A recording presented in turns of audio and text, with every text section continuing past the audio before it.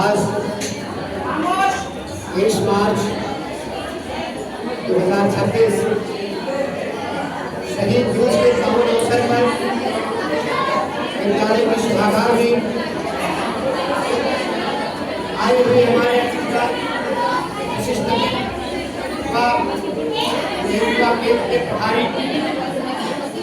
विद्यालय के अध्यापक आज शहीद दिवस हमको ये याद दिलाता है जिन्होंने अपने माँ बाप, बेटा, पत्नी, चाचा, काका, दादा सबको छोड़ करके देश को ही अपना सब कुछ माना। देश को सब कुछ मानते हुए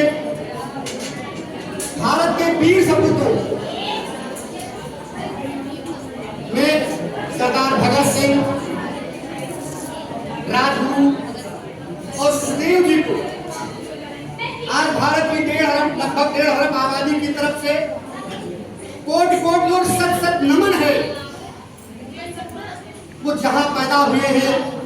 वो किसी तीर्थ स्थल से कम नहीं है। मैं देशवासियों की तरफ से, नागरिकों की तरफ से, समाज सेवियों की तरफ से, नेताओं की तरफ से यह कहना चाहूंगा कि आप भले ही चारों धाम न जाए, भले ही मक्का मदीना न जाए, भले ही गुरुद्वारा न जाए, लेकिन उन वीर सपूतों के दरवाजे पर उनके वंशजों से जरूर, जिन्होंने बहुत कम उम्र पर देश की आजादी में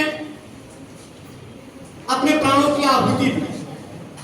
आज देश में बड़े बड़े पद हैं, सचिव से लेकर के सचिवालय तक और प्रधानमंत्री से लेकर राष्ट्रपति, प्रधान से लेकर प्रधानमंत्री। आज सारे लोग अगर कहीं हैं तो आज निसंदेह उन वीर सपूतों की देन है। अगर आज वो जीवित होते तो शायद मैं उनके चरणों को पखार पर पीता और ये कहता कि आज मैं धन्य हूं। भारत, आज मैं कहना चाहूंगा कि हमारे देश के तमाम नेता, तमाम नौकरशाह, तमाम अधिकारी, तमाम सांसद और विधायक, किसी ने ये प्रश्न नहीं उठाया, ये आवाज नहीं उठाया कि जो लोग देश की आजादी के लिए वीर शहीद हो गए उनको उनके घर को एक तीर्थ स्थल का स्थान दिया जाए और उनके वंशजों को, शहीदों परांत उनके घर वालों को ढूंढ करके उनको भारत रत्न दिया। आज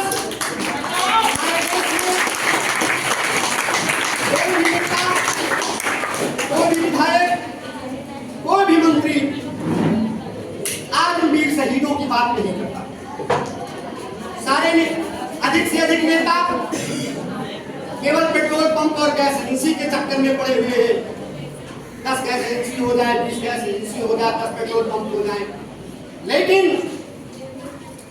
जिन्होंने देश की आजादी के लिए मात्र 20 साल से कम उम्र होने पर और फांसी के फंदों पर लटक गए और जरा भी उनके चेहरे पर शिकन नहीं आई फांसी का फंदा छूटते हुए, निसंदेह उनके माता पिता पूजनीय हैं, वंदनीय हैं। और मैं फिर उस परम पिता परमात्मा को कहना चाहूंगा जिसने सारा जगत बनाया है कि वो हमारी इस धरती पर, भारत की तपोभूमि पर पुनः जन्म लेकर के और भारत में फैले हुए तमाम दुराचार, कदाचार और भ्रष्टाचार का अंत ऐसे ही वीर सपूतों द्वारा हुआ। तो आज भारत की धरती पर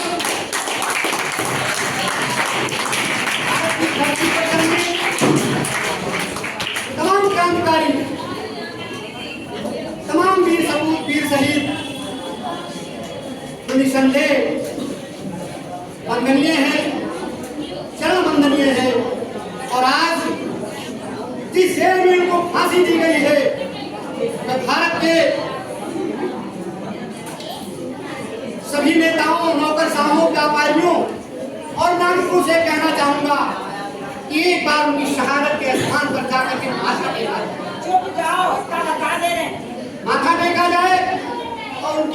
और बलिदान को वो अगर दुनिया में स्वर्ग में है तो भी ये समझा जाए कि हमारे वंशज आज हमको याद कर रहे हैं। निसंदेह जिस दिन हम वीर सपूतों और वीर शहीदों की शहादत स्थल पर जाएंगे और माथा झुकाएंगे, उस दिन समझिए कि भारत बनी, भारत के लोग बनी। तो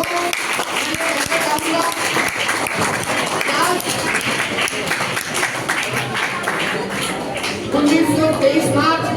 1931 जब तक सूरज चांद रहेगा, जब तक इस धरती पर जल वायु हवा सूर्य चांद रहेगा, तब तक समाज के लोग, देश के लोग, राष्ट्र के लोग उनका नाम लेंगे। इसी राष्ट्र में वो भी पैदा है जिनको धन पशु कह दिया जाए, उनको समाज से कोई मतलब नहीं है, राष्ट्र से कोई मतलब नहीं है, केवल मिल पे मिल, फैक्ट्री पे फैक्ट्री लगाना है। ऐसे लोगों को भी समाज की तरफ से, राष्ट्र की तरफ से कम उनको साधुवाद और धन्यवाद उनको भी दिया जाता है कि जो राष्ट्र की अगुवाई में, राष्ट्र की स्वतंत्रता में अंग्रेजों को चंगुल से मुक्त करने में सहयोग नहीं दिया है, वो भी आज भारत में बड़े बड़े उद्योगपति हैं। और जिन लोगों ने देश की और राष्ट्र और समाज में जन्म लेकर के देश की आजादी के लिए हंसते हंसते कंधों पर झूल गए हैं, सरदार भगत सिंह, राजगुरु सुखदेव, चंद्रशेखर आजाद, राम प्रसाद बिस्मिल, तमाम ऐसे शहीद जो लोग पन्नों में लिख करके आए, आज उनको स्कूलों में, ग्राम पंचायत के सचिवालय से और केंद्रीय सचिवालय तक रटा जा रहा है। लेकिन जो लोग इतिहास के पन्नों में, किताब के पन्नों में, स्वतंत्रता संग्राम सेनानियों के लिस्ट में नहीं आए, जो अदृश्य हैं, जिनका नाम हम नहीं जानते हैं और देश की आजादी के लिए सब कुछ कुर्बान कर दिया है, उनको भी इस देश की लगभग 1.5 अरब आबादी की तरफ से वोट सा बंधन है, अभिनंदन है।